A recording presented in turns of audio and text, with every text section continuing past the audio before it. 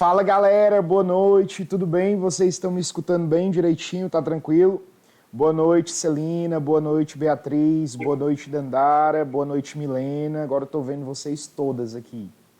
Tudo bem? Vocês estão me escutando direitinho? Tô sim, professor. Beleza, beleza. Sabrina tá entrando, beleza. Gente, boa noite, tá certo? Para todo mundo, espero que vocês estejam bem, tá certo? Eu quero começar esse momento, tá bom? Antes da gente ir propriamente para a aula, porque essa é a nossa última aula antes dos dois grandes vestibulares, né? Que é o da UES desse domingo agora no próximo e o do Enem no dia 13 de novembro, né? O primeiro dia, que é o dia que nos interessa. Então eu queria que vocês pudessem anotar, queria que vocês pudessem, até mesmo para poder se organizar, tá bom? Por isso eu vou começar aqui explicando mais ou menos como é que a gente vai proceder esses dias, tá? Tranquilo? Então vamos lá. Primeira coisa, galera, ó. Semana passada, e aí daqui a pouco eu vou falar sobre isso, semana passada eu estive no INEP, né? Estive lá resolvendo algumas coisas importantes, né? Relacionadas, né, ao Enem, relacionadas ao a nossa melhor compreensão da prova do Exame Nacional do Ensino Médio e também, né, para entender e para poder, de alguma forma, me especializar cada vez mais, né, nas novas aplicações do Enem a partir de 2024. Então, muita coisa que ainda, na verdade, para um professor que estuda só sobre o Enem, que aí eu tinha várias dúvidas, eu pude tirar nesse encontro que eu tive na quinta-feira passada e na sexta-feira passada lá no INEP, tá certo? Então foi um momento assim muito rico, tenho muita coisa para trazer para vocês, muita coisa mesmo, muita informação bacana, muita coisa que vai ajudar vocês aí, tá? No Exame Nacional do Ensino Médio, isso é um fato. Hoje nós vamos começar o módulo que nós deveríamos ter começado na semana passada, que é o módulo 3.1. Esse módulo, ele inaugura, tá bom, pessoal? As aulas de filosofia. Nós começamos por história, e aí eu optei por trabalhar a história antiga. Depois nós fomos à sociologia e passamos, né, pelos modelos de produção e pelo desenvolvimento do capitalismo. E hoje nós entramos na filosofia. E aí, na filosofia, eu pretendia dar 3 aulas e vou dar essas 3 aulas, tá bom? A da semana passada que eu vou recuperar essa e uma outra. Vejam bem, essa aula de hoje, do módulo 3.1, é uma aula que eu deveria ter dado na semana passada e nós vamos trabalhar aqui filosofia política. Vocês que estão com o material em mãos, vocês vão observar que esse material, ele traz a parte da filosofia política antiga, com Platão e Aristóteles, e depois ele apresenta para vocês a parte da filosofia política moderna, com Maquiavel e os contratualistas, tá? Então a gente está praticamente vendo toda a filosofia política, certo? A gente vai sair daqui hoje com isso na cabecinha, com isso revisado, porque com certeza isso aqui... Anota aí, anota aí, deixa eu ver quem é que está aqui. Sabrina, Milena, Catarine, Dandara, Beatriz, Celina, anotem aí, por favor, anotem se não vai ter uma questãozinha de filosofia política no dia 13 de novembro. Uma por baixo, tá certo? Mas vocês vão ver que nós vamos encontrar algumas outras de filosofia política, isso é certo, tá bom? Então hoje a gente começa esse módulo, certo? Na próxima sexta, a gente vai ter uma outra aula também direcionada para o Enem, que é o módulo 3.2. Nesse módulo 3.2 eu vou trabalhar ética com vocês, tá? E no módulo 3.3 eu vou trabalhar a filosofia grega, Platão, Aristóteles, tá? Ali mais ou menos os helenistas e muito provavelmente eu vou possibilitar a vocês uma aulinha de filosofia medieval, certo? Gravada, que é importante também, tá bom? Então, praticamente, a gente está passando pelos temas mais importantes. Beleza, pessoal? Tranquilo? Na próxima semana, pelo amor de Deus, na próxima semana, no dia 2, que é feriado, eu vou ministrar aqui para vocês uma aula, né, ao vivo, e aí para aqueles que não vão assistir vai ser vídeo aula, obviamente, sobre a UES. Então, nessa aula, eu vou abordar com vocês temáticas, tá, da UES, que a prova vai ser no domingo. Então, para quem vai fazer o UES, anote aí que na quarta-feira nós vamos ter aula. Professor, horário, eu não posso lhe dizer o horário aqui agora, porque eu dependo do horário que o prédio aqui vai estar aberto. Mas muito provavelmente à noite, normalmente, tá certo? Vai ser à noite. Essa aulinha no dia 2, que é feriado. Tranquilo, pessoal? Tranquilo?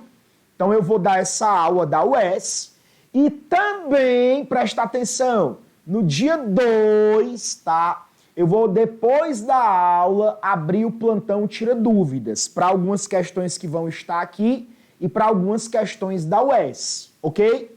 Sexta-feira a gente vai para a aula 3.2. Aí, na semana do Enem, prestem atenção, pelo amor de Deus, prestem atenção. A nossa aula de revisão na semana do Enem vai ser na quarta-feira, no dia 9. Para aqueles que quiserem, muito provavelmente essa aula será presencial, tá? Eu estou só decidindo onde é que vai ser o local. Então, no dia 9, nós vamos ter uma aula presencial de revisão, mas também vai ser transmitida para você que não pode vir, né? Eu tenho uma aluna aqui que é de São Paulo, que assiste tudo gravado. Então, ela não pode vir, obviamente vai assistir, né, a aula gravada. E a gente termina a nossa imersão Enem na sexta-feira, no dia 11, tá? No dia 11, nós terminamos a nossa imersão com o módulo 3.3, que é Filosofia Grega.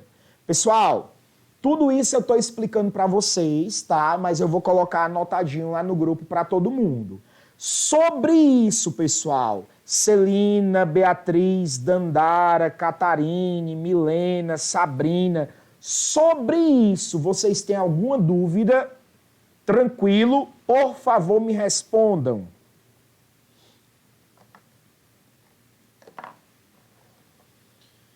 Ok? Não. Tranquilo? Show de bola. Agora prestem atenção. Desde antes de ontem, eu disponibilizei para vocês as aulas gravadas UES que eu disse que ia disponibilizar. Disponibilizei o módulo 1, o módulo 2 e o módulo 3. Prestem atenção. Prestem atenção. Meu Deus, cadê? Ah, tá aqui. E a partir de amanhã eu ia entregar para vocês, tá, pessoal? Eu ia entregar para vocês isso aqui em PDF, certo? Mas eu mandei, certo, fazer impresso. Por quê? Porque, infelizmente, o meu material que eu estou disponibilizando para vocês, que deveria ser exclusivo do curso, está chegando em outros lugares que eu não queria que chegasse. Porque vocês estão jogando, né, o meu trabalho, vocês que eu estou dizendo de um modo geral, estão jogando meu trabalho no lixo. Se eu dou o material para vocês, esse material tem que ficar com vocês. Aí o material tá com fulano, cicrano, beltrano, não sei quem, não sei quem, não sei quem, não sei quem. Aí, assim, esse material que é um material da UES, que eu fiz, e vocês sabem que durante muito tempo eu fui elaborador da banca da UES. Então, esse material aqui, ó, todo ele fui eu que fiz, tá? O que é esse material, Marden? É todo o vestibular da UES comentado. Esse material, ele obviamente, ele é para ser usado junto com as aulas. Ele é um material de revisão. As aulas são aulas de revisão, tá? O que é o principal que você precisa saber, por isso que são videoaulas rápidas, junto com esse materialzinho aqui, ó. Vocês conseguem ver direito aí, Patrícia? Né? Junto com esse materialzinho que eu vou mandar deixar na casa de alguns amanhã e de alguns outros vocês vão precisar pegar comigo, porque tem gente que mora fora da cidade e tal. Só vou mandar em PDF para a menina de São Paulo, pedindo a Deus que, pelo amor de Deus, ela não mande isso para ninguém, tá? Então, esse material vocês vão receber a partir de amanhã, vai um motoqueiro deixar na sua casa, etc, etc e tal, tá bom? Esse materialzinho aqui, certo? Esse material é da UES. O que é esse material aqui, Marden? Pessoal, esse material é o comentário de todos os tópicos do edital da UES, mas, presta atenção, todas as questões de primeira e segunda fase de todas as partes do edital. Então, assim, não tem perigo você ter surpresa na UES com um troço desse aqui, tá bom? Marden, por que você não entregou antes? Me perdoem, mas é porque vocês estão vendo que é um projeto gráfico e tal. Isso aqui é um livro, na verdade, que vai sair. Infelizmente não foi agora, porque teve problemas com a gráfica para gerar ISBN e tal, para poder vender. Enfim, mas é um livro que vai sair, né? Eu estou dando a prévia para vocês, e aí me perdoem, pessoal. Tá saindo com o nomezinho de vocês, etc e tal. Por quê? Porque eu fiquei passado com um aluno chegando dizendo assim, ó, professor, eu tô com material que material aqui do curso, que o fulano me deu. Aí não dá para confiar. Então eu tive que mandar fazer impresso, né? Só esses outros que não dá para entregar, porque a gente está usando a cada sexta-feira. Mas eu queria pedir encarecidamente a vocês, pessoal. O material que eu disponibilizo para você é para você. Pelo amor de Deus, não passe para outra pessoa. Porque, primeiro, você está ajudando seu concorrente. Em segundo, você está jogando meu trabalho no lixo. Porque, assim, se tem uma diferença nas aulas que eu dou para vocês aqui, é porque eu dou informações importantes e privilegiadas, tá? Que eu não dou mais em canto nenhum. E o material. Que esse material que eu preparo para vocês, vocês não vão encontrar em curso nenhum, de ninguém, certo? Então eu queria muito que vocês, por gentileza, né, guardassem esse material com vocês, tranquilo? Dito isso, sem mais delongas, a gente vai aqui para a nossa partezinha de filosofia política, beleza? Tranquilo? Marnen, filosofia política é importante para o Exame Nacional do Ensino Médio? Não, besta. É só super importante, tá? O que acontece, pessoal? A gente divide a filosofia política, tá? Em 3 momentos absolutamente importantes. Na antiguidade, cai no Enem bastante a antiguidade. No mundo moderno, a gente sabe que o Renascimento é uma ponte entre o mundo medieval e o mundo moderno. Então, no mundo moderno, a filosofia política cai pesada. E no mundo contemporâneo, Marden, você não vai falar no mundo contemporâneo? Por que eu não vou tocar aqui no assunto da filosofia política no mundo contemporâneo?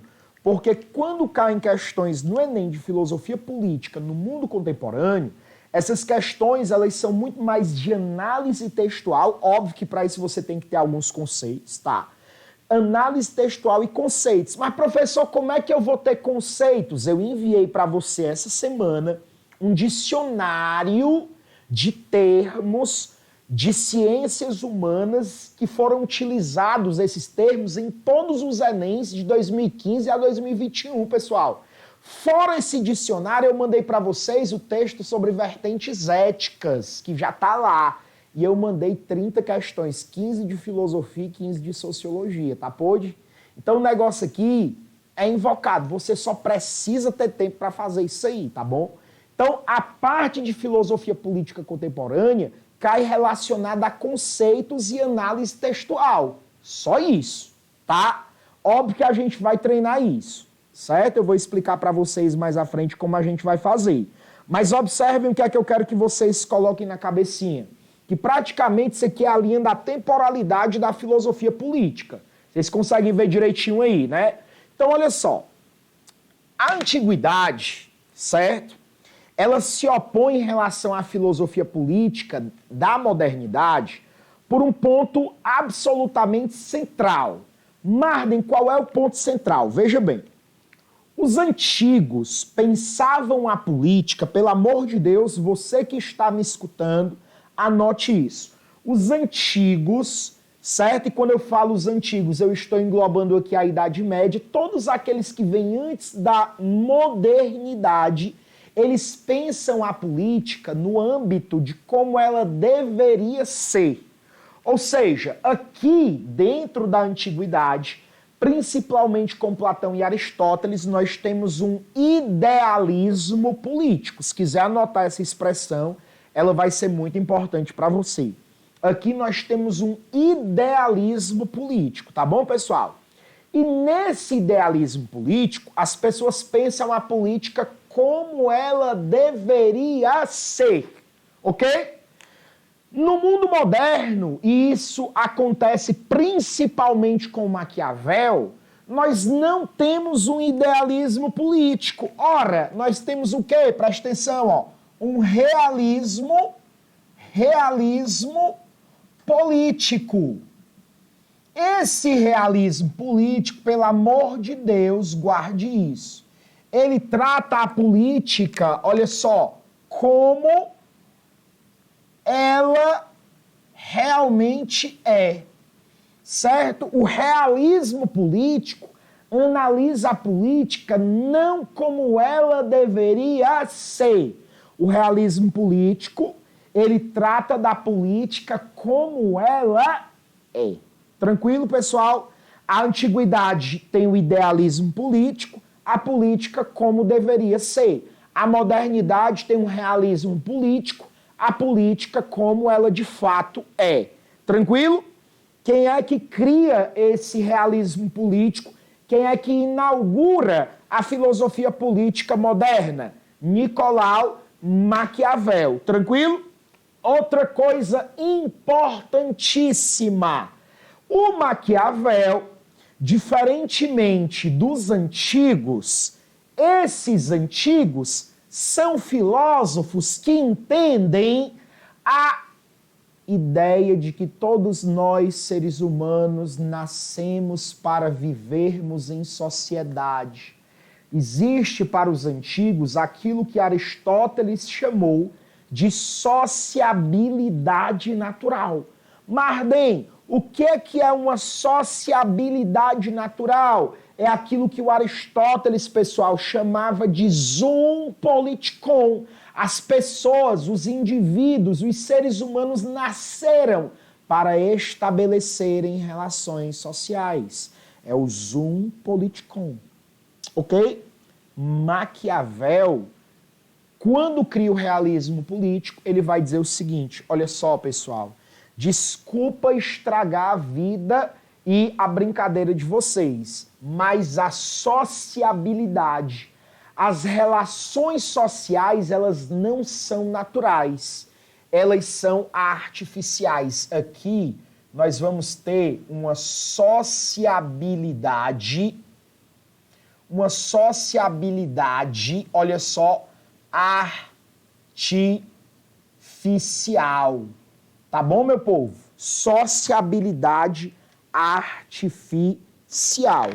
Então, ó, eu tô começando essa aula diferente de todas as... Aqui eu tenho a Milena, tenho a Caterine, que são minhas alunas e sabem que eu não trabalho dessa forma na sala de aula. Aqui eu tô fazendo o quê? Eu tô mostrando para você o que é que o Enem vai cobrar. Pessoal, nesse aulão de revisão que a gente vai ter na quarta-feira da semana do Enem, que eu tô abrindo presencial, certo? Vou só dizer onde vai ser.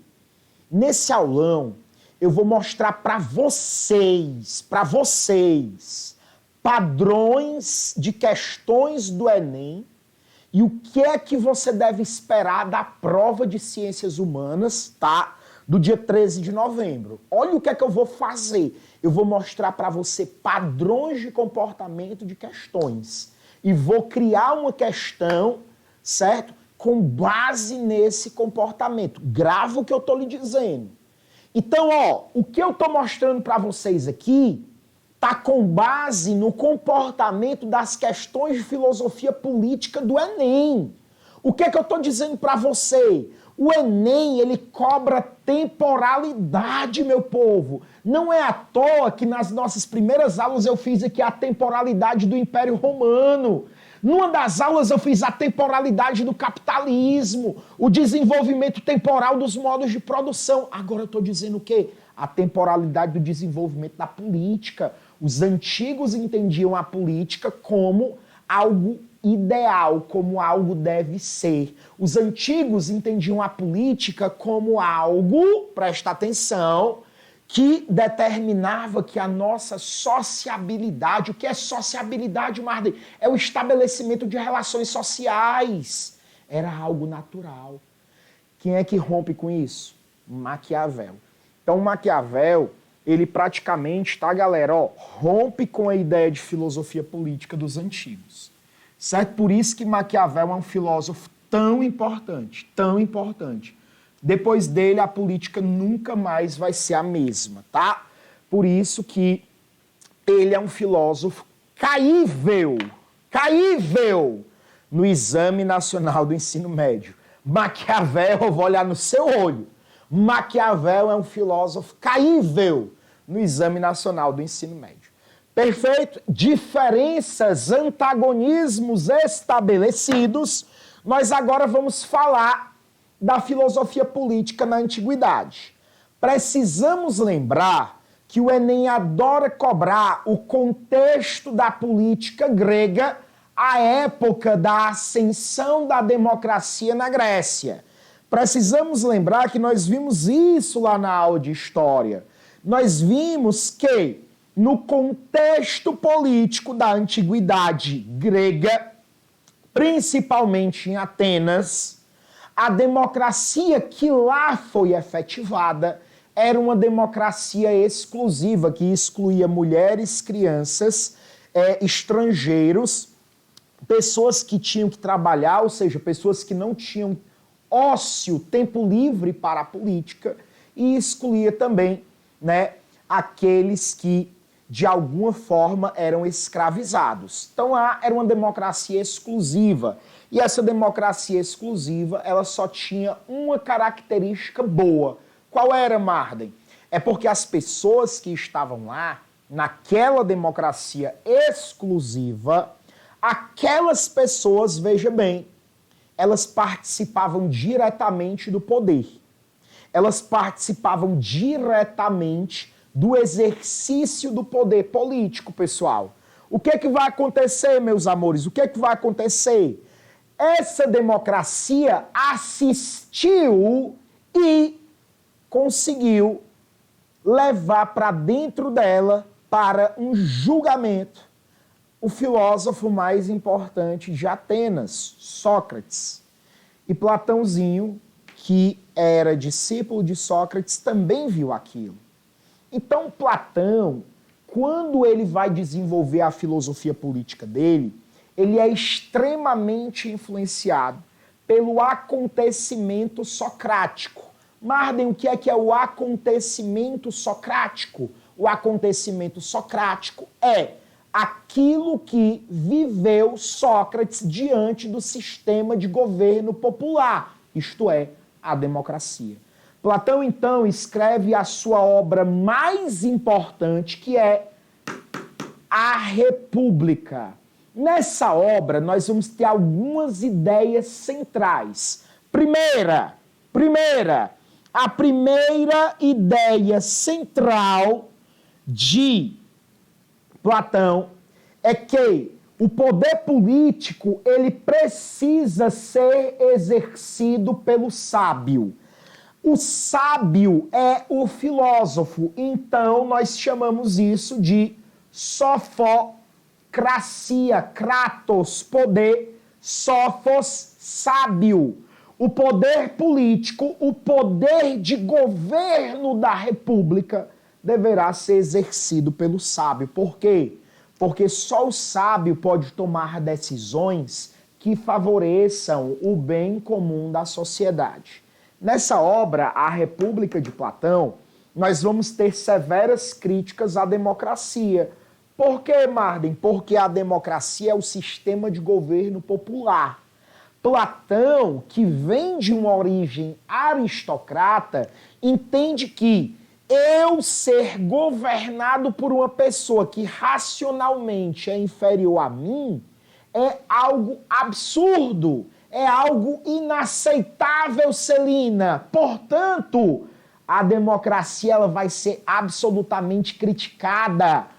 Platão diz, o governo precisa estar nas mãos do filósofo. Se o rei da cidade não for filósofo, essa cidade ela vai estar condenada a reproduzir mazelas e males sociais. E para terminar, meus amores, todas as vezes, Beatriz, Bia, esqueci teu presente não, olha só, amanhã vai chegar junto com um livrinho, viu? Lá pertinho da 13 de maio, na Guanambi, ó. Além disso, na República, o Platão ele está propondo uma sociedade ideal, que é uma sociedade ideal, mas não é uma sociedade que não existiu em canto nenhum, só no mundo das ideias dele, só na concepção teórica dele. Então, ó, a República do Platão é uma obra de filosofia política que entende a sociedade como ela deveria ser e diz que todos nós nascemos para estabelecer relações sociais. Porém, essas relações sociais elas precisam ser governadas pelo filósofo. Elas não podem estar submetidas à democracia, porque a democracia é um tipo de governo corrupto e nós criamos uma sociedade ideal, uma sociedade que só pode ser existente numa concepção teórica no mundo das ideias. Presta atenção. Platão se vai e vem Aristóteles. Cuidado, pessoal. No Aristóteles, nós vamos ter uma obra, tá? Ele escreve uma obra chamada A Política. Nessa obra, A Política, nós vamos ter a descrição de uma situação política que ele vivenciava à época. Mas nessa obra, nós vamos ver o Aristóteles dizendo quais são as formas de governo. No material que vocês receberam, tá lá dizendo quais são as formas de governo, tá? Sabrina, Dandara, quais são as formas de governo? Né? Nós temos formas de governos boas, ou seja, virtuosas, e nós temos formas de governo que são degeneradas. Catarínio, o que é uma forma de governo degenerada? É uma forma de governo que é corrupta, tá? Uma forma de governo que não é virtuosa. Marden, quais são essas formas de governo? As boas formas de governo são a monarquia, a aristocracia e a politeia.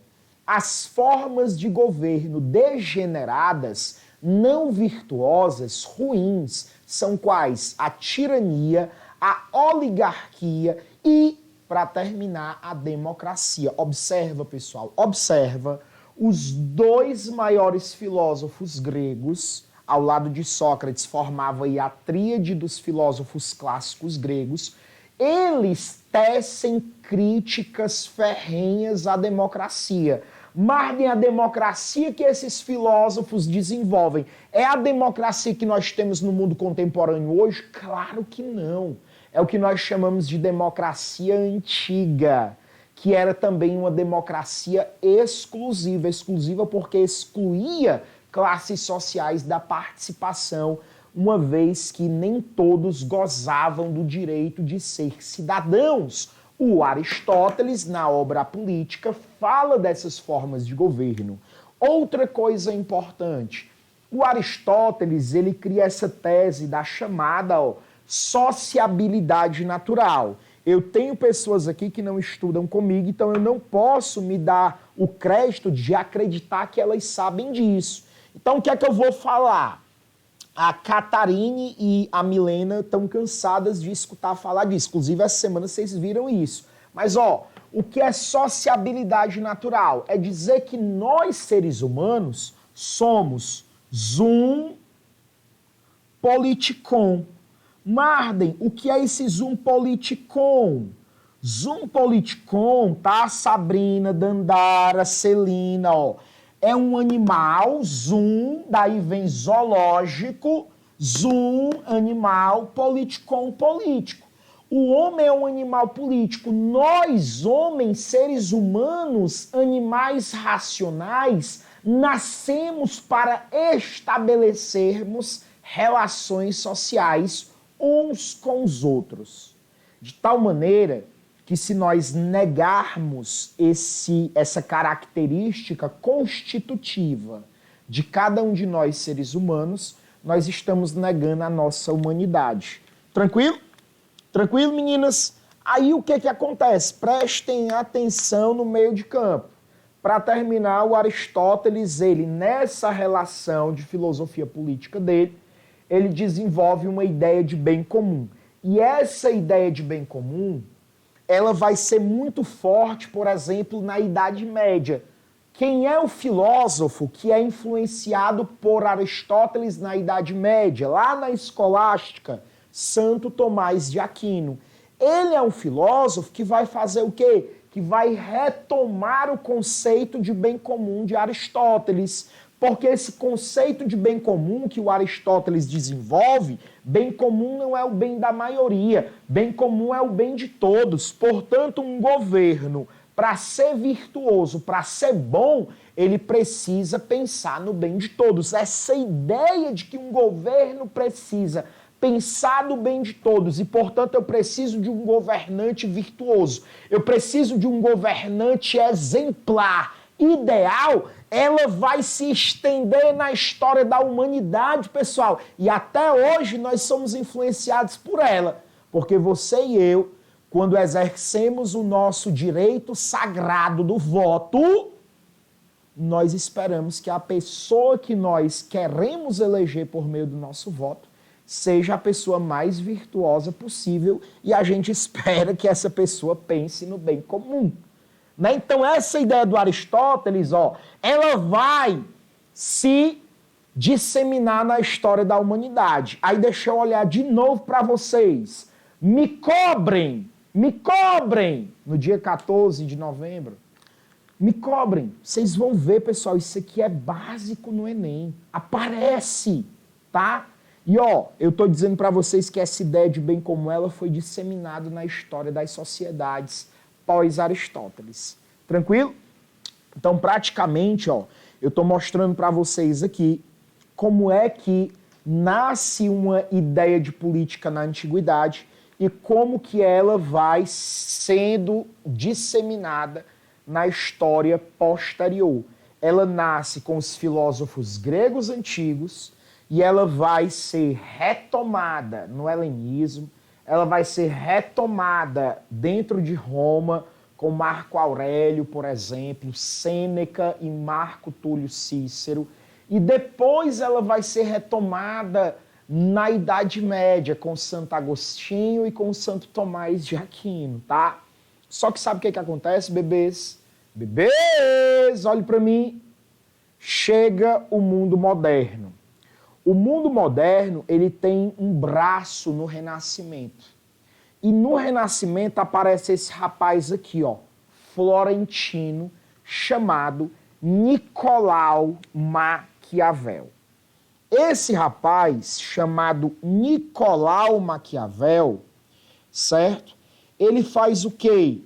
Ele faz, uma mudança radical em relação à política antiga. Marden, essa mudança é em relação a quê? Bebês, essa mudança é em relação, a toda a forma de você enxergar o que nós chamamos de política. Por quê? Porque nós temos uma ideia de política estabelecida e o Maquiavel é o filósofo que vai romper com isso. Presta atenção. Vocês que vão fazer a UES no domingo, por vezes a UES já cobrou esse realismo político do Maquiavel. Esse realismo político, ele não pensa a política como os antigos pensavam. Uma política ideal, baseada numa forma virtuosa de exercício do poder. O Maquiavel diz assim, Aristóteles, como você era abestadinho, pensava num governante virtuoso, bonitão, que pensasse no bem comum. Não, papai, isso não existe em canto nenhum. Vamos analisar a política como ela é. E para isso, o Maquiavel escreve, a sua obra principal, que é O Príncipe. Pessoal, nessa obra, o Maquiavel ele vai romper com aquilo que é a moral e a política ideal. Maquiavel vai deixar de lado a moral e a política ideal e vai propor o quê? Uma moral e uma política real. Maquiavel diz o seguinte, pessoal, Não é possível que no meio de tanta gente ruim, um homem que queira fazer uma situação política baseada na bondade, ele vá sobreviver. Um homem que queira, de alguma forma, ser bonzinho no jogo político, a tendência dele é ser arruinado. Maquiavel escreve O Príncipe e nessa obra nós temos uma tese fundamental. Qual é a tese? Maquiavel diz, ó, a história, presta atenção, a história é a mestra da vida. Então, se eu quero entender o que é política, eu preciso olhar para o exemplo histórico dos bons governantes. Nessa obra, pessoal, o Maquiavel ele tem um outro objetivo fundamental. Marden, qual é? O Maquiavel ele quer dar autonomia para a esfera política. Sabe por quê? Porque lá atrás, quando Aristóteles ele cria a política, ele vincula a ideia do político à ideia de um homem virtuoso. O Maquiavel cria uma política e diz, ei, eu quero uma política autônoma. E eu quero separar, eu quero apartar, eu quero criar um gap entre a política e a ética. Então, Maquiavel ele separa a esfera política da esfera ética. E ele diz o que? Eu tenho que analisar a política como ela é. A política como ela é uma política baseada na artificialidade, na dissimulação. A política como ela é baseada no jogo de interesses e de poder. E, portanto, o bom governante é aquele que sabe ser como um leão e como uma raposa. Marden, como um leão e como uma raposa, sim. Por que como um leão e como uma raposa, Marden? Explica pra gente, pelo amor de Deus. Pessoal, a raposa, ela é astuta, ela é esperta, ela tem sagacidade. E o leão, quando ele é ameaçado, ele utiliza da força. Então, a astúcia e a força são elementos centrais e fundamentais para um bom governante. Além disso, tá? Esse bom governante, ele precisa ter as duas características fundamentais que todo e qualquer bom governante precisam para sobreviver dentro de um governo e manter o seu poder. Professor Marden, quais são essas duas características? A primeira é a fortuna. Fortuna, literalmente, é sinônimo de sorte. Então, a fortuna é a sorte que se manifesta na ocasião. Maquiavel diz que, historicamente, se nós analisarmos a história dos sucessos, dos bons governantes que existiram na história, nós constataremos que eles têm momentos de sorte. E que para aproveitar esses momentos de sorte, eles precisaram daquilo que Maquiavel chama de virtude. Cuidado, Celina, virtude não é virtude ética. Se vocês estiverem escrevendo, escrevam. Virtude nada mais é do que aquilo que nós chamamos de força. Força para fazer valer tudo o que o bom governante deseja para o exercício do seu próprio poder político. Tranquilo, bebês? Então, aqui nós temos a ideia da ética e da política separadas. Se você está me escutando e se você entende que Maquiavel é um filósofo importante para o Exame Nacional do Ensino Médio, você vai anotar o que o tio Marden vai dizer agora. O que, Marden? O que, Marden? Você vai anotar aqui os 3 grandes objetivos da obra O Príncipe eram. Aí eu sendo você anotava. Quais são, Marden, os 3 grandes objetivos da obra O Príncipe de Maquiavel? Separar o Estado da Igreja. 2, fazer o governante aprender a manter o poder acima de qualquer coisa. O bom governante é aquele que mantém o poder político. 3. Terceiro grande objetivo de Maquiavel com a obra O Príncipe é, além de, presta atenção, separar o Estado da Igreja, fazer com que um bom governante mantenha o poder em suas mãos sempre. Terceiro grande objetivo, unificar a Itália. Se eu quero unificar a Itália, meu povo, é porque a Itália está o quê? Ela está, de alguma forma, presta atenção, bebês, a Itália está, de alguma forma, dividida. A Itália está, de alguma forma, fragmentada em reinos, em principados, em administrações pessoais. E aí o Maquiavel aparece para escrever essa obra. Ele dedica essa obra a César, ele dedica essa obra, tá, ao Médici, tá, e esse governante Médici simplesmente arquiva essa obra. O bom governante, eu estava falando dele, né, o bom governante para Maquiavel, ele é espelhada, a ideia de Maquiavel do bom governante se espelha em César Borgia, que era filho do Papa Alexandre VI, o Papa Borgia, tá certo? Então, são coisas aí relacionadas à obra O Príncipe do Maquiavel. A Milena pergunta, Milena, eu vou responder agora, que eu vi agora, tá certo? Milena perguntou, Marden, não posso falar que a sofocracia visava o bem comum? Claro que pode. Sofocracia também visava o bem comum. A ideia do Platão, com o filósofo governando, é porque o filósofo era o único que podia pensar em toda a estrutura social. Ele não ia pensar apenas em seus próprios interesses. Mas a ideia explícita de bem comum, tá? Ela nasce na obra A Política do Aristóteles. O que é o bem comum? É aquilo que um governante virtuoso e bondoso ele propõe para todo mundo, tá certo? O termo só surge depois? Não, ele surge antes, tá? Mas ele ganha, certo, envergadura intelectual com o rapazinho chamado quem? Chamado Aristóteles. Então, surge antes, a ideia de bem comum existia entre os gregos de um modo geral, mas é com Aristóteles que ela ganha aí o seu uso áureo. Tranquilo, Milena? Show de bola, pessoal?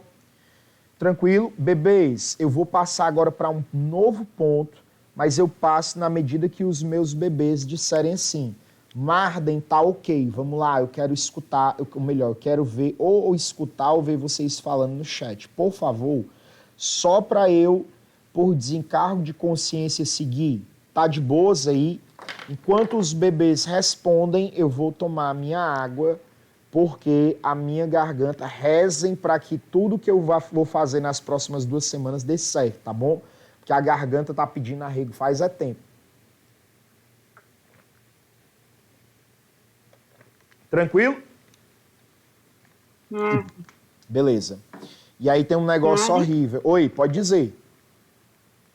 É o utilitarismo que constela essa ideia de bem comum, é? Não, olha só. O utilitarismo que vai vir no mundo contemporâneo é final do mundo moderno para o início do mundo contemporâneo. Ele vai negar a ideia de bem comum como um bem que favorece a todos. O utilitarismo vai dizer assim, não existe bem comum. Existe bem da maioria, certo? E aí essa ideia acaba se incorporando ao sistema democrático e ao jogo político existente, tá certo? Mas de fato é o utilitarismo que vai criticar a noção de bem comum. Show? Tá, e qual a forma de governo do Aristóteles da ideal? Do Aristóteles? Não é ideal, tá?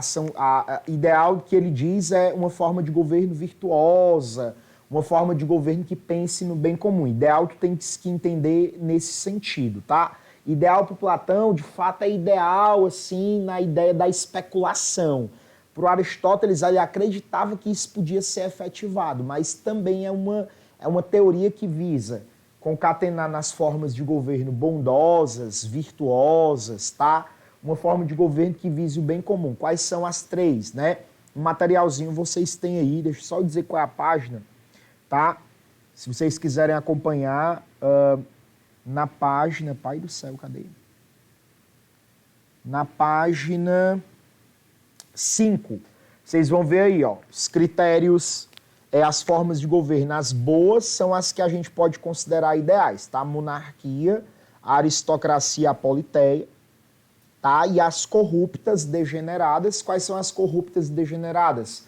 Aquelas que nem são virtuosas e aquelas que não pensam no bem comum, que, né, são a tirania, a oligarquia e a democracia.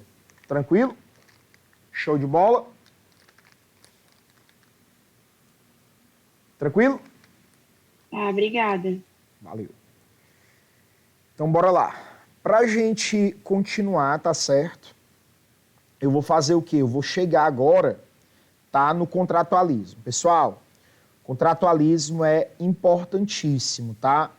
E eu queria que vocês prestassem bastante atenção, porque às vezes não necessariamente cai contratualismo, né, no Enem, contratualismo mesmo, tá? Mas o que acontece? Quando a gente está falando na ideia de contratualismo, literalmente a gente tem que entender. O contratualismo é uma doutrina filosófica moderna. Olhe para mim, contratualismo é uma doutrina filosófica moderna. Essa doutrina filosófica moderna, ela tem um objetivo: explicar como surgiu a sociedade civil, explicar como foi a passagem de um estado de natureza por meio de um contrato ou pacto social para a sociedade civil ou Estado. Então isso tem que estar na nossa cabecinha. A sociabilidade para os contratualistas, pessoal, ela é artificial ou é natural? Ora, se eu sair de um estado de natureza por meio de um pacto para criar uma sociedade marcada pela existência do direito positivo, essa sociabilidade da qual eles falam não é uma sociabilidade senão artificial. Então, ó, vindo de Maquiavel, a ideia de sociabilidade artificial, ela necessariamente vai impregnar, tá, as teorias políticas posteriores. Show de bola? Por isso que esse rapazinho chamado Maquiavel, ele é tão importante na história da filosofia política. Beleza, galera? Veja bem, quando nós falamos em contratualismo, a gente automaticamente pensa nos três contratualistas clássicos: Hobbes, Locke e Rousseau. Não é verdade? Falou em contratualismo, a gente tem que pensar no seguinte: esse contratualismo, que é uma doutrina filosófica moderna que quer explicar a origem da sociedade civil, ele surge em um determinado contexto histórico. Qual é o contexto histórico? É o contexto em que as pessoas, tá, elas necessariamente estão onde? Elas estão, tá, descobrindo, por exemplo, os povos que vivem nas Américas. E aí a galera que está lá começa a olhar e dizer assim, cara, como é que seria a vida das pessoas que estão na Europa antes propriamente dessa sociedade existir da forma como ela é, certo? É o que eles se perguntam lá na época que o contratualismo surgiu. E aí é justamente para isso que eles criam uma hipótese. Contratualismo é uma doutrina hipotética. Por que hipotética? Porque nenhum contratualista, eles estão onde? No estado de natureza. Mas eles criam a hipótese do estado de natureza. Aí eu, sendo você, eu anotava.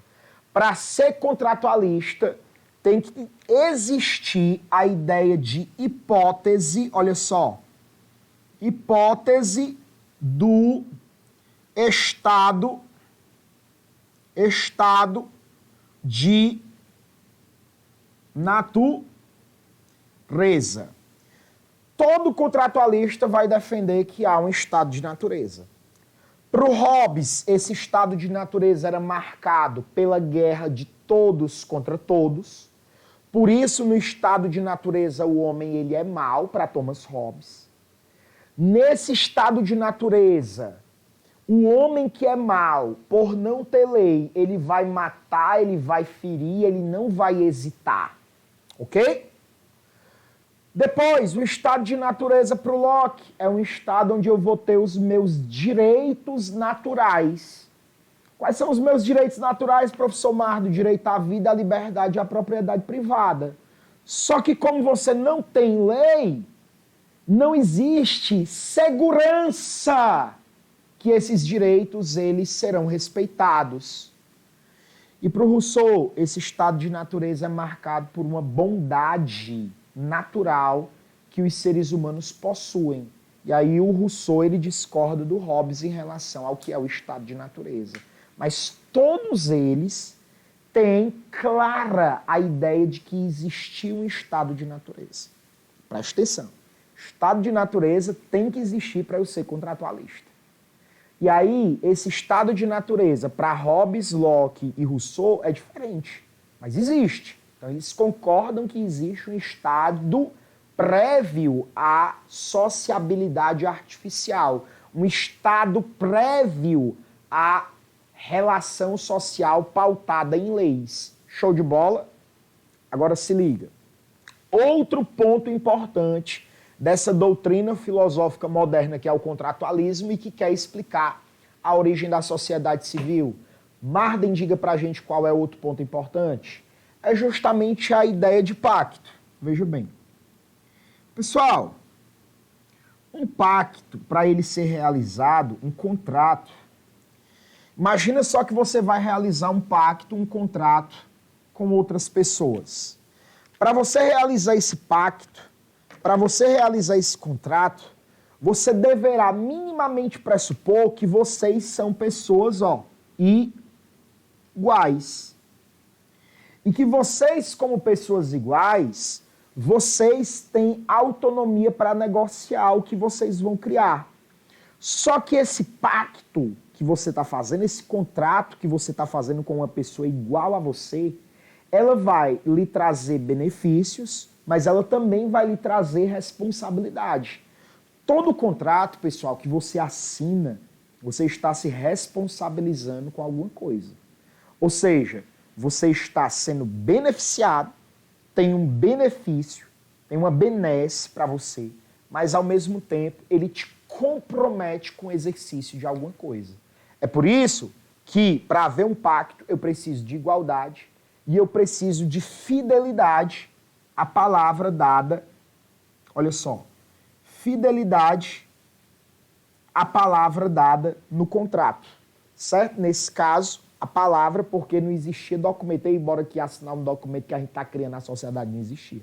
Então, o pacto pressupõe sujeitos livres, iguais, que veem problemas e que, para serem beneficiados, eles resolvem realizar um acordo e eles precisam se manter fiéis a esse acordo. Só há acordo desde que a gente entenda que todos cumprirão o tal do acordo. Show de bola? O pacto para Hobbes, o acordo para Hobbes, existiu por causa de quê? No estado de natureza, a galera estava se matando. E se matar não é algo lógico. Então a galera se une e diz assim, ei, cara, bora fazer um contrato para acabar com a matança descontrolada? Bora! Que aí, meu amigo, eu tenho medo de morrer também. Vamos fazer um contrato e cria-se o Estado. Show? O pacto para o Locke é para quê? Ei, cara, não existe nada, absolutamente nada, que garanta os nossos direitos naturais. Então, o que é que a gente vai fazer? A gente vai fazer um pacto, nós somos iguais, nós vamos ser fiéis a esse pacto, para que a gente crie o Estado. Para que é que a gente está criando o Estado? Para que o Estado passe a garantir os nossos direitos naturais. Aí vem o Rousseau. Ei, cara, vamos fazer o pacto, bora fazer o pacto. Mas por quê? Porque o homem nasce bom e a sociedade o corrompe. O que foi que aconteceu? No processo de sociabilização natural, Os homens criaram a tal da propriedade privada, e essa propriedade privada, raiz de todos os males, começou a corromper internamente esses homens. Nasceu a desigualdade social e no longo período histórico esse homem se corrompeu. Que foi o que aconteceu? Então, nós precisamos de um pacto entre homens iguais e que respeitem esse pacto para criar uma sociedade em que esses sujeitos exerçam o poder político de forma igualitária, de forma popular, uma vez que, exercendo o poder político, todos esses seres humanos poderão criar, por meio da educação, um caminho de retorno àquela situação inicial de bondade que eles possuem naturalmente dentro deles. Então, praticamente, todos os contratualistas vão concordar nisso. Agora, detalhe. Esses contratualistas, eles acreditam que existe estado de natureza, existe pacto social e existe a sociedade civil. O contratualismo é uma doutrina filosófica moderna que quer explicar o nascimento, presta atenção, da chamada sociedade civil. Sociedade civil, meu povo, nada mais é do que sinônimo de Estado. Tá bom? Então, ó, o que vai acontecer? Cada um desses contratualistas, cada um deles presta atenção, pelo amor de Deus. O Hobbes, o Locke e o Rousseau já disse para vocês o que é o estado de natureza para eles, já disse para vocês o que é o pacto. Cada um deles vai ter uma concepção de sociedade civil. Sociedade civil, de novo, é sinônimo de Estado. E prestem atenção, o Estado, para Hobbes, Locke e Rousseau, ele precisa ter uma forma de governo. Então, esse Estado, na doutrina contratualista, que é a sociedade civil, ele vai ser analisado, prestem atenção, a partir de quê? A partir de uma forma de governo. É assim que nós vamos analisar esse tal desse Estado. Certo? Para Hobbes, esse Estado deverá ser governado por um regime absolutista. Tá? Para o Locke, esse Estado deverá ser governado por uma monarquia parlamentarista, certo? Parlamentarista. E para o Rousseau, o único contratualista que defendia que as pessoas dentro da sociedade civil, do Estado, fossem governadas por um regime baseado na democracia. Certo? Prestem bem atenção em outra coisa fundamental. Qual é a característica fundamental da sociedade civil? A existência de leis.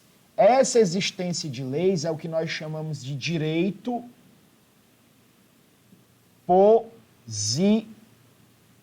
positivo.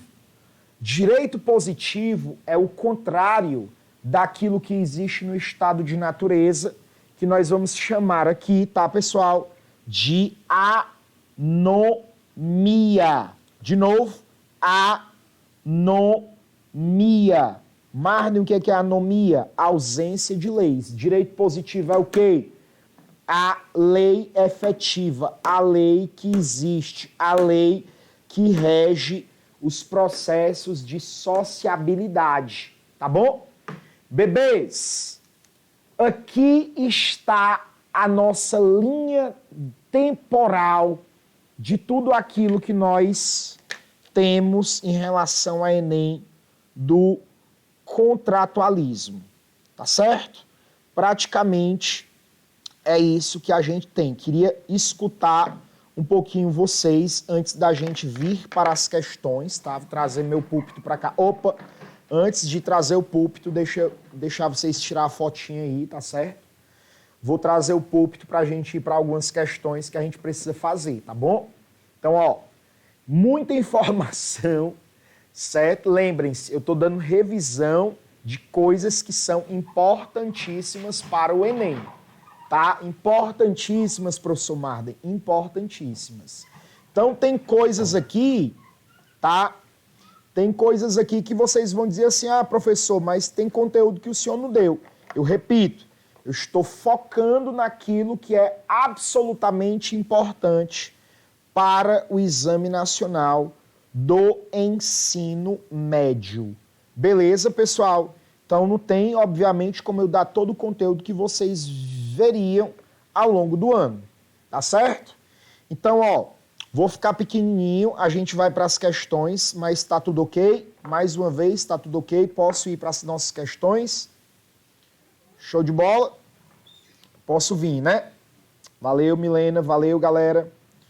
Só tomar mais um pouquinho d'água aqui, que eu sou de ferro, não. O negócio tá sério. Minha garganta tá pedindo arrego. Ainda bem que na próxima semana eu vou ter poucas aulas. Então, ó, nós vamos para as questões. Só queria explicar algumas coisinhas para vocês. Olha só. Aqui, tá bom, meu povo? Vocês vão ter o quê? Vocês vão ter... Cadê meu... Vocês vão ter política moderna, tá passando aí para vocês, né? Ah, vocês vão ter, em primeiro lugar, eu coloquei 15 questões inéditas para vocês, certo? São questões minhas, né? Acho que quem é meu aluno já deve ter feito uma ou outra, mas tem muita questão aí que vocês não viram, tá bom? Então, seria bem interessante que vocês levassem essas questões lá para o nosso plantão Tira Dúvidas, certo? Vocês têm aí 15 questões, 15, tá? Eu sendo vocês, eu não deixava de jeito nenhum essas questões passar. Mas tu não vai fazer elas agora não? Não. Eu quero justamente que vocês façam, né? Para a gente poder minimamente mensurar o que a gente acabou de dizer. Tá bom? Vou fazer aqui algumas questões, acho que dá tempo a gente fazer pelo menos umas 5 aqui, importantes, tá? Se vocês quiserem pedir alguma, se são questões do Enem, que eu quero comentar algumas coisas específicas de conteúdo em cima, tá? Em cima das questões, tá bom? Então, primeira questão que a gente tem aqui, ó, uma questão do Enem Libras de 2017, certo? Marden, essa questão, ela está com 2 textos. Questão geralmente média ou difícil. Vamos observar aí, ó, o comando dessa questão. O comando diz assim, ó. Associados a contextos históricos distintos, os fragmentos convergem. Opa, eu estou tendo 2 fragmentos aqui, certo? Que eles estão convergindo para uma particularidade do ser humano. Ou seja, quando eu digo particularidade do ser humano, pessoal, eu estou dizendo que esses fragmentos eles estão convergindo para uma ideia central do ser humano, para algo que é próprio, exclusivo do ser humano. Caracterizada, essa particularidade do ser humano é caracterizado por uma condição, olha só, uma condição naturalmente propensa, naturalmente inclinada, naturalmente vinculada, associada a quê? Tá? Nível dessa questão aqui, pessoal, é um nível de uma questão, ó, média, tá certo? Questãozinha média, uma questão que não teve um grande índice de erro, mas que é uma questão que a gente não pode perder de jeito nenhum. Vamos ver os textos, tá? Eu tenho que procurar o quê? Eu tenho que observar no que é que os textos estão convergindo, para depois eu entender que essa particularidade do ser humano que os textos estão apresentando, ela está convergindo, né? Ela está inclinando, ela está fazendo o ser humano ser propenso a alguma coisa. É isso que eu tenho que entender. Olha só. Aquele que não é capaz de pertencer a uma comunidade ou que dela não tem necessidade, porque se basta a si mesmo, bastasse a si mesmo, na linguagem da filosofia política, é ser autossuficiente, tá? Não é em nada parte da cidade. embora seja quer um animal, quer um Deus. Pronto. Tese primária do zoom politikon aristotélico. O homem que não participa da vida social, Celina, das duas uma.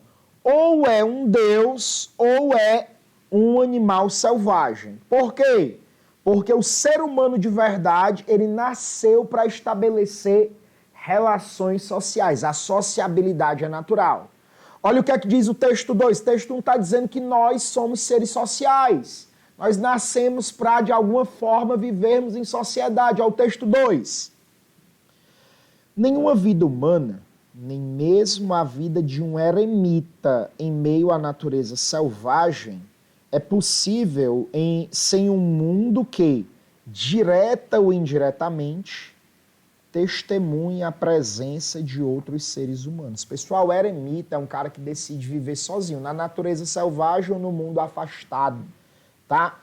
Então o eremita é o cara que diz assim, cara, eu não quero viver em sociedade. O que é que o texto 2, que é da Hannah Arendt, o texto 1 é do Aristóteles, o texto 2 da Hannah Arendt está dizendo pra gente? Ei, um eremita, que é um cara que vive sozinho, isolado, ele só pôde existir, ele só pôde fazer a escolha de viver isolado do mundo, da sociedade. Porque existe mundo e porque ele conheceu gente que ensinou para ele a falar, que fez ele passar por um processo de socialização, que ensinou a ele táticas de sobrevivência. Certo? Então o que é que o texto está dizendo? O texto está dizendo que nós somos seres sociáveis. Meus amores, essa é a ideia central de ambos os textos. Nascemos para viver em sociedade, nós somos seres que nasceram para estabelecer relações sociais, para ter a experiência da sociabilidade. Ora, mas Marden, eu não estou vendo a expressão sociabilidade em nenhuma das alternativas. Tá, mas você está vendo o quê? Você está vendo aí a articulação coletiva. O que é a articulação coletiva? É nada mais, nada menos do que viver, tá, em sociedade. Isso é o que nós chamamos de articulação coletiva. Tranquilo, pessoal? Marden é uma questão média, uma questão média. Tranquilo? Vou para a segunda questão, que é uma questão do Aristóteles, tá? Posso ir? Tranquilo? Tá de boa para todo mundo? Questão fácil, facinha essa aí. Tem nem o que a gente pensar muito, tá? Estou caracterizando assim porque eu acho que a forma da questão é interessante. Vai, Milena. Olha só. Atividade contemplativa é algo desprovido de criticidade, né? Assim, ó, se a gente pensar em contemplação, a gente está pensando o que é contemplação. Deixa eu te dar um exemplo bem categórico do que é. Vamos supor que tem uma pessoa que é extremamente cristã, católica, e ela vai para a missa, aí na hora que o padre ergue a hóstia, ela fica contemplando assim, ó. A contemplação, ela não tem criticidade por uma razão, porque ela não é da ordem da racionalidade, ela é a contemplação que, ali de alguma forma, da racionalidade que eu digo logicista, né? A contemplação, ela faz a gente sair do nosso eixo da lógica. Você contempla uma obra de arte, né? Você contempla uma pessoa bonita, a beleza de alguém, você contempla, por exemplo, uma produção cinematográfica. Então, essa contemplação, ela faz simplesmente a gente ficar assim, admirado com alguma coisa, certo? O texto não está falando disso, certo? Então, quando a gente fala de atividade contemplativa, seria isso, né? Admirar alguma coisa, se voltar com espanto, né? e admiração para algo. Literalmente seria isso, tá? Segunda questão já é uma questão difícil, certo? Ó, filosofia política que a gente vai ter ligada a Aristóteles. Nem sempre são questões difíceis, mas essa aqui é uma questão difícil. Certo? E por que ela é difícil, Marda? Olha o tamanho do texto, aí ele joga esse comando aqui, ó. Para Aristóteles, a relação entre o sumo bem e a organização da polis pressupõe que... Pessoal, quando eu digo que pressupõe, eu estou dizendo que essa relação entre o sumo bem, que é o sumo bem, Marden, bem comum, pessoal. A relação entre o sumo bem e a organização da polis, o que é a organização da polis? É como o governante ele vai organizar a cidade, como o governante vai organizar a sociedade. Então, essa relação, ela pressupõe alguma coisa. O que é que ela pressupõe? Essa é a pergunta fundamental aqui. Mas de quem vai nos dizer isso? Obviamente que a gente vai precisar de uma base textual. Texto é difícil, tá? Queria que vocês me acompanhassem na leitura do texto. Eu vou ler o texto pausadamente para vocês entenderem, tá? Diz o texto. Se, pois, para as coisas que fazemos existe um fim que desejamos por ele mesmo, e tudo o mais é desejado no interesse desse fim, evidentemente, tal fim será o bem, ou antes o sumo bem, bem comum, o bem supremo. Continuemos.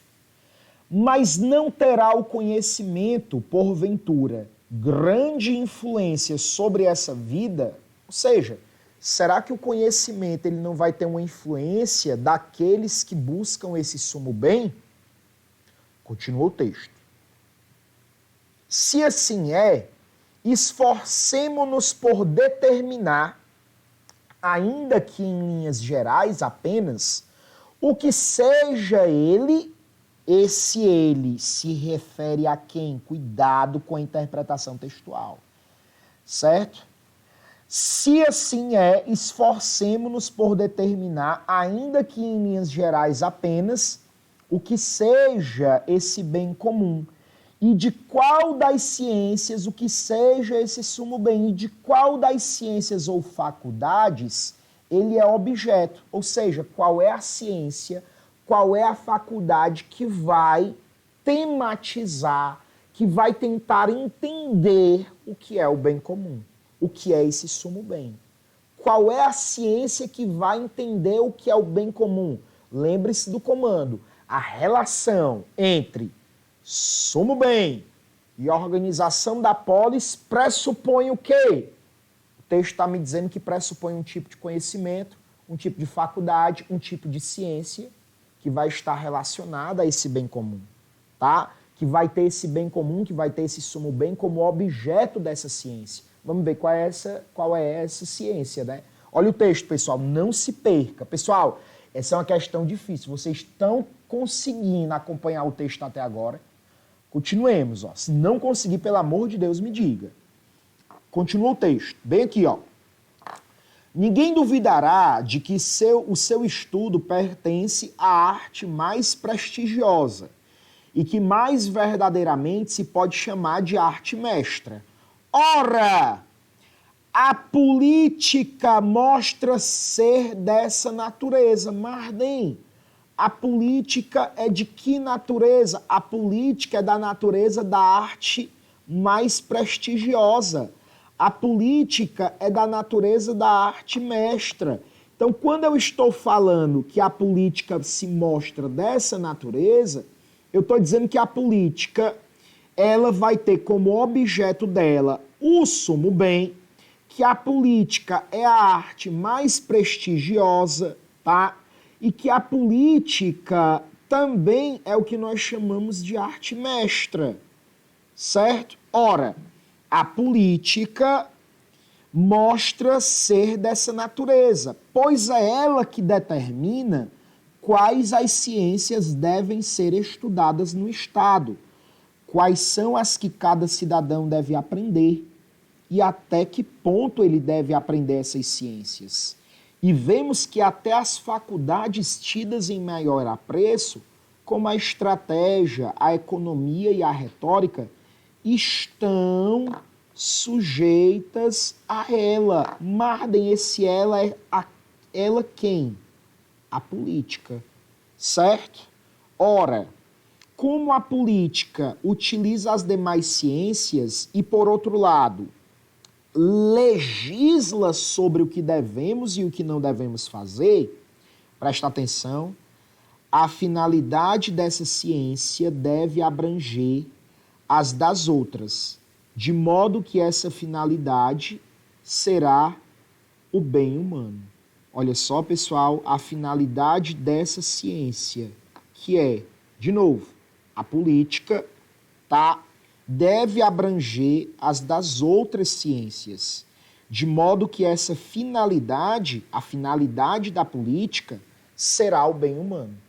Comando disse assim, ei, existe uma relação entre sumo bem, certo? E a organização da polis. Essa relação, ela pressupõe o quê? Ela pressupõe o quê? Fora sumo bem, quem é que organiza a polis? Quem é que diz qual é as ciências que vão ser estudadas? Qual é aquela ciência que vai dizer até que ponto nós vamos estudar? Qual é a ciência que legisla sobre todas as outras? Pessoal, não pode ser outra senão a política. Aí você vai bem aqui, ó, e diz: a política é a ciência que precede todas as demais na organização da cidade. Porque é a política que vai dizer como é que vai ser a organização. E se a política, ela diz como é que é a organização da polis, ela diz isso para quê? Para levar a polis ao sumo bem, que é o bem comum. Galera, riscando assim esse texto faz a gente perceber todos os pormenores dele, né? Vocês conseguiram perceber isso? Alguém quer perguntar por que não pode ser alguma outra alternativa? Fique à vontade.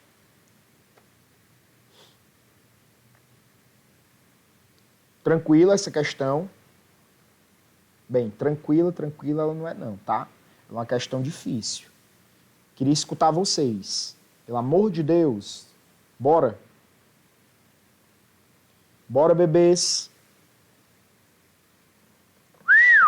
Já tão cansados, é? Bora.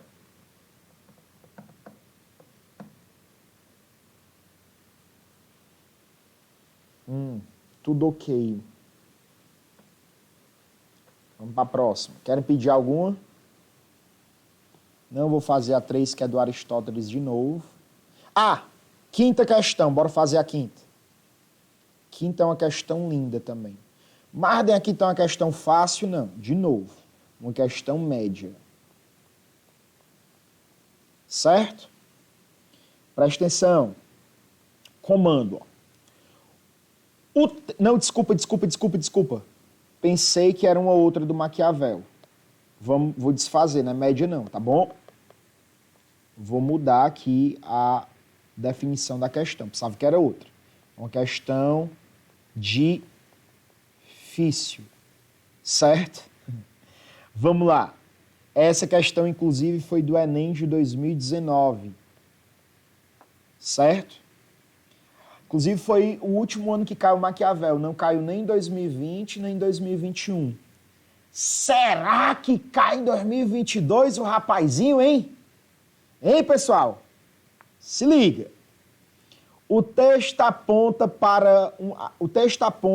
uma inovação na teoria política na época moderna.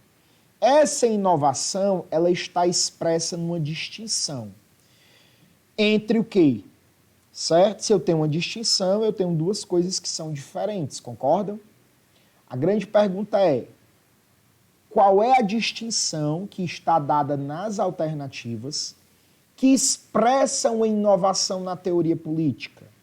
Ok? Essa é a pergunta. Olha só a questão, meu povo.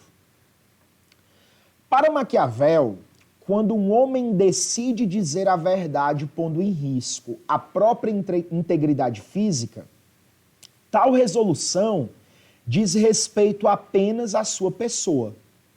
Eu, Marden, estou aqui de boas, aí um assaltante chega e coloca uma arma na minha cabeça e diz assim: ei, cara, eu quero que tu diga que tu odeia, sei lá, que tu odeia o Ceará. Aí eu olho para ele assim, ele tá com a arma na minha cabeça, eu digo assim: cara, eu não vou dizer não. cara, se tu não disser, eu vou te matar. Eu digo assim, pois cara, pode matar, que eu não vou dizer não. Não vou dizer que eu odeio o Ceará, não. Ele me mata. Para Maquiavel, quando Marden decide dizer a verdade, pondo em risco apenas a própria vida do Marden, essa resolução, essa escolha diz respeito apenas a ele. Certo? Marden morreu, isso vai interferir na vida de quem? Vai da família dele, que gosta dele, né? Mas depois vai todo mundo continuar vivendo. Agora que se liga. Mas se esse mesmo homem, o Marden, é o chefe de Estado. Opa, o Marden é o presidente da República. Deus me livre desse fardo. Né? Mas se o Marden é o chefe de Estado, presidente, os critérios pessoais não são mais adequados para decidir sobre ações cujas consequências se tornam tão amplas. Uma coisa é eu decidir dizer a verdade e morrer por isso, colocando em risco a minha própria integridade física. Outra coisa é eu, como chefe do Estado, morrer e deixar a minha nação inteira à mercê de ninguém. Isso é irresponsabilidade, é burrice. Olha o que é que Maquiavel diz, pessoal. Já que o prejuízo não será apenas individual. O prejuízo não é só do Marden, mas vai ser um prejuízo coletivo, já que esse rapaz é o quê? Já que esse rapaz, prestem atenção, já que esse rapaz é quem? O Marden, ele é quem? Ele é o chefe de Estado. Se ele é chefe de Estado, o prejuízo da morte dele vai ser coletiva. Nesse caso, presta atenção que agora essa é a parte pesada do texto. Nesse caso, conforme as circunstâncias, uma coisa é eu decidir dizer a verdade, pondo em risco só a minha vida, coisa que vai atingir só a mim. Outra coisa, outra circunstância é eu dizer a verdade, quando isso coloca em risco a vida de uma série de pessoas. Nesse caso, conforme as circunstâncias e os fins a serem atingidos, pode-se decidir que o melhor para o bem comum seja mentir. Esse bem comum é um bem para as pessoas que eu governo. O cara colocou o revólver na minha cabeça. Disse, ei, cara, diz que tu odeia o Ceará. Aí eu penso, eu não odeio o Ceará, mas se eu disser a verdade, ele vai me matar. Então eu vou dizer, eu odeio o Ceará, meu amigo. Traga a camisa do Fortaleza que eu boto aqui, que eu sou leão desde que quando eu nasci. Certo? Eu digo isso assim na lata. Por quê? Porque eu agora sou chefe de Estado. E como chefe de Estado, o melhor para a minha população é que eu minta. Para eu sobreviver e continuar gerindo aquela população. Marden, o texto ele está expressando uma inovação na teoria política. Para Aristóteles, pessoal, eu posso chegar ao bem comum sem a virtude? Claro que não. Então, para Aristóteles, tem que mentir, porque, tem que falar a verdade, independente da situação e da circunstância. Só que o Maquiavel diz, isso é burrice. Sabe por quê? Porque no jogo de pessoas más, de pessoas ruins, de pessoas corruptas, você vai se lascar. Então, o que acontece? Nós estamos observando uma distinção entre uma política ideal e uma política real. Marden, mas não tem aqui política ideal e política real. Certo? Por quê, pessoal? Porque o Enem colocou a expressão efetividade. Certo? Se vocês olharem no dicionário, vocês vão ver que aquilo que é efetivo é literalmente aquilo que é o quê? Concreto. Então ele está mostrando uma inovação na teoria política, na distinção entre uma política ideal antiga e uma política real, concreta, moderna. Morou? Show de bola? A questão é linda. Difícil, viu? Ei, querem fazer uma do contratualismo ou preferem fazer uma, tá? De novo, sobre Maquiavel. Eu vou fazer do contratualismo, tá bom? Marden, o que você vai fazer por que você vai fazer do contratualismo? Marden. Oi, pois não, pode dizer. A Milena pediu para comentar a C. A C, vamos voltar lá. ilegalidade e legitimidade do governante. Ei, o que é ilegalidade do governante? É um governante ilegal. O texto não está falando que existe um governante ilegal. E muito menos ele não está falando que o governante é legítimo ou não. Ele só está fazendo uma comparação. Ele está dizendo assim, numa circunstância A, eu tenho a situação que é o quê? A situação de um governante, de uma pessoa que não é governante, não é nada. Uma pessoa comum.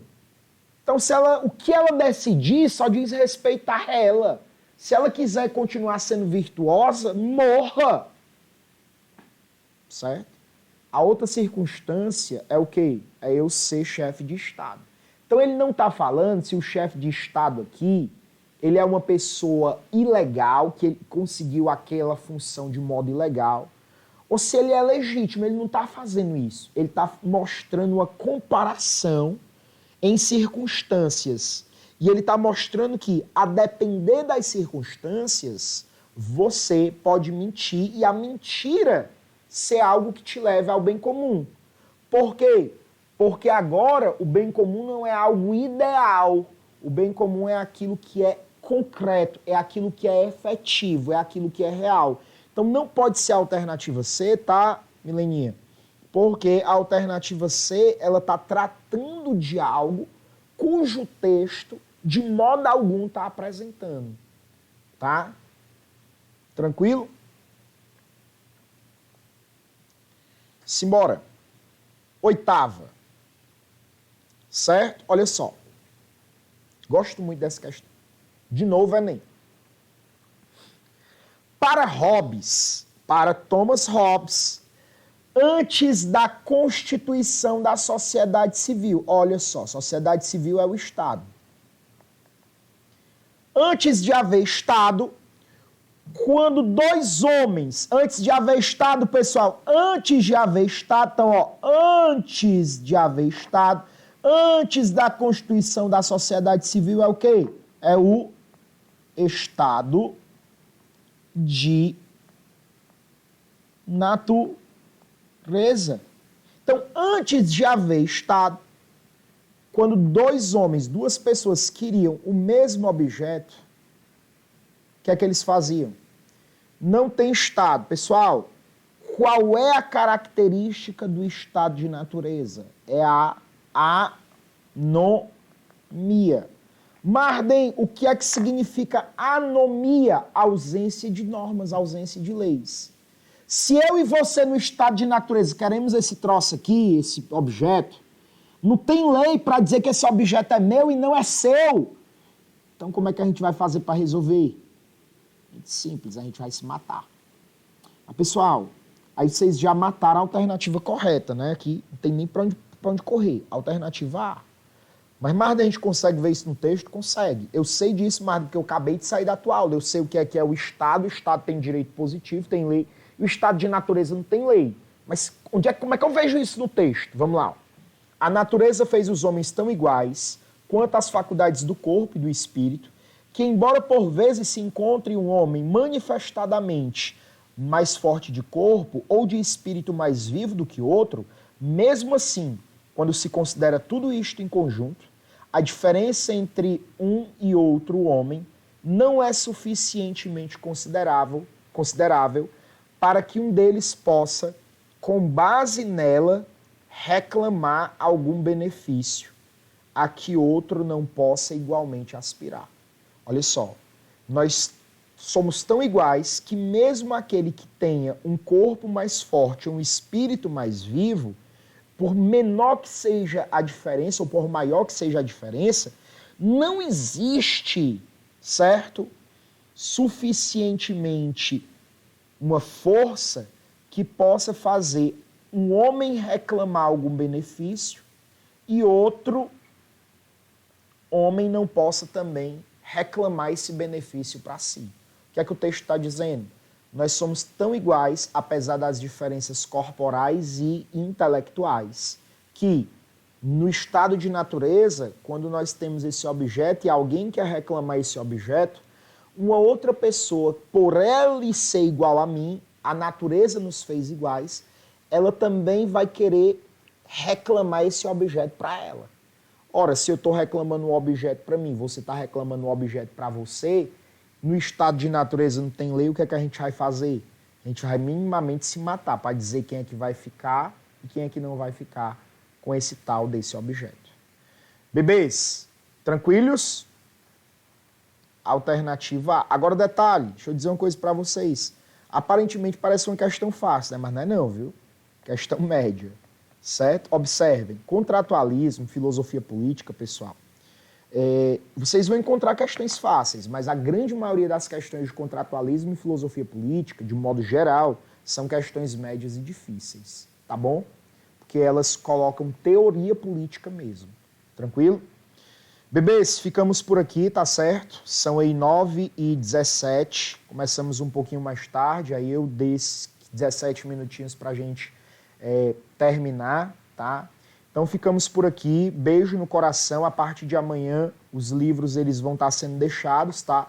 Acho que não vai dar tempo de entregar de todo mundo amanhã, então para quem não conseguir entregar, ou se alguém quiser pegar o livro comigo, tá? Amanhã eu vou estar no Cristos Dionísio Torres, tá? Então se alguém quiser pegar comigo, vocês entram em contato, podem pegar comigo lá, certo? Só me avisem com antecedência, porque o motoqueiro vai sair para fazer a rota pela manhã, e ele só vai trabalhar até às 11 horas. Então pode ser que ele não encontre, né? Pode ser que alguém não esteja em casa. Se, por exemplo, alguém não vai estar em casa, por favor, me avise, tá bom? E aí, se alguém quiser pegar comigo no Cristos Dionísio Torres, tranquilo, eu vou estar lá. Ele vai continuar a rota na segunda-feira, de tal maneira que todos, né, vão estar com o livro em mãos segunda-feira, tá bom?